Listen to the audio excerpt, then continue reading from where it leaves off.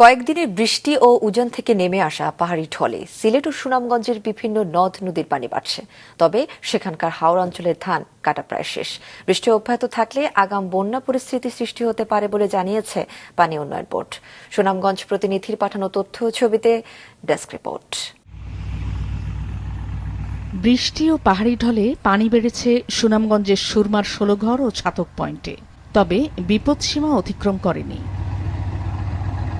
সিলেটের সুরমা ও কুশিয়ারার শ্যাওলা পয়েন্টেও পানি বিপদসীমার নিচে, তবে পানি উন্নয়ন বোর্ডের তথ্য মতে ভারতে কয়েকদিন ধরে বৃষ্টির ফলে সিলেটের নদ নদীগুলোয় পানি বেড়েছে।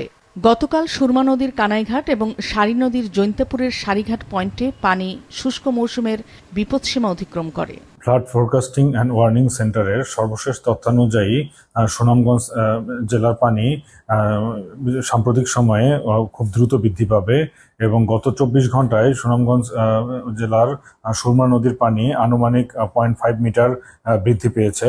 নদীর পানি বৃদ্ধি পাওয়াটায় এটিকে অনেক মৎস্যজীবী তাদের জন্য আশীর্বাদ হিসেবে দেখছেন। এদিকে নদ নদীর পানি বাড়ার আগেই সুনামগঞ্জের নলুয়া, কাংলা, শনিসহ প্রায় সব হাওরের নিচু এলাকার ধান কাটা শেষ। এখন উঁচু এলাকার কিছু অংশের অবশিষ্ট ধান কাটছেন কৃষকরা। বন্যার প্রকোপ এড়াতে পারায় তাদের সবার মুখে তৃপ্তির হাসি। একই পরিস্থিতি সিলেটের হাওরেও। এই কিস্তি যে বৈশাখীটা দিছে, খুব সুন্দর বৈশাখীটা দিছে, আনন্দভাবে তুলছি। আর তুরাতুরি যেটা আছে বাকি দিনে তুলিলিমু। এখন ধান তুলা শেষ, আমরা এখন মাছ চাষের বারবার লাগে ফানি আইলে আমরা ভালোই।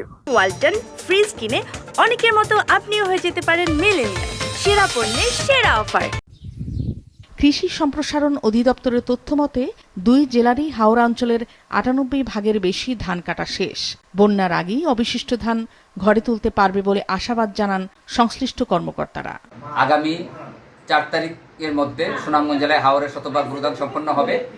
আবহাওয়ার পূর্বাভাস থেকে নদীর পানি এবং অতিবৃষ্টিতে নদীর পানি বৃদ্ধি পাওয়ার যে আশঙ্কা রয়েছে, এক্ষেত্রে সুনামগঞ্জ জেলায় অতিরিক্ত বৃষ্টি এবং পাহাড়ি ঢলে বন্যা হলে ফসলের ক্ষয়ক্ষতির কোনো সম্ভাবনা নেই এবং আমাদের মাঠ পর্যায়ের কর্মকর্তাগণ কৃষকদের পাশে থেকে সর্বদা প্রয়োজনীয় পরামর্শ দিয়ে যাচ্ছেন যাতে তারা নির্বিঘ্নে শতভাগ ভূদান কর্তন সম্পন্ন করতে পারে এবং আমাদের যে আশা যে লক্ষ্যমাত্রা ১৩,৭০,২০০ মেট্রিক টন ধান তার শতভাগ অর্জন হবে। সিলেট ও সুনামগঞ্জের হাওরে এবার বোরোর বাম্পার ফলনের আশা করছেন সংশ্লিষ্টরা। মাছরাঙা নিউজ ডেস্ক।